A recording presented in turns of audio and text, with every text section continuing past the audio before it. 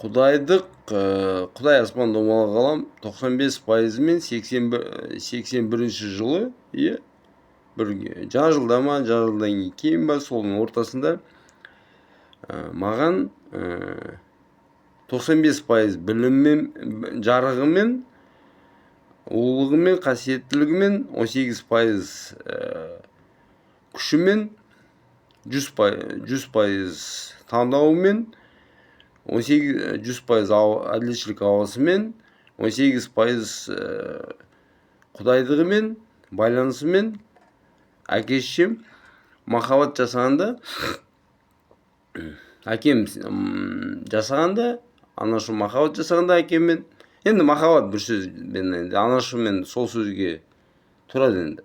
Анашым ішіне түстім жаң. 18% өз күшімен, Құдайдың 18%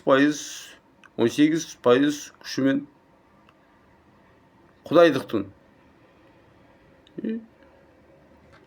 ең биік күшімен, мен өзім күшімен, 18% күшімен қозғалам.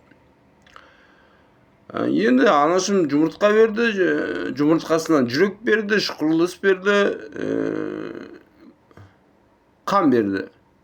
Әкешім сүйек, ми берді. Сонымен міне болдым мен. Білмеймін, шаш енді жан бәрі бірге қосылғанда шығады ғой. Өйткені сен шаш болып шығасың ғой. Енді денеден шығады ғой, жан берсе де денеден шығады ғой. Енді әкешімнің шашын алып отырмын ғой мен. Анашы екеуін қосып. 3-ке бөлінген ғой мен негіз. Бәр жағынан. Сөйтіп енді ақыммен өзімді солай құрадым іште, анашым ішінде. 100% махаббаттан жаратылдым, істелдім, махаббатпен тапты анашым. Іште болдым.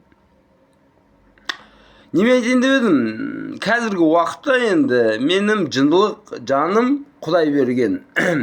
Құдайдан неме алдым мен, жындылық жанды, өз-өзін бұлайда қуалап емдейді. Анашым маған чай берді, әкешім темекі берді.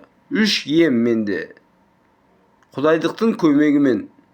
Бұл анамның махаббатымен, әкемнің сыйластығымен. Чай, темекі, жан ауру. Құдай берді.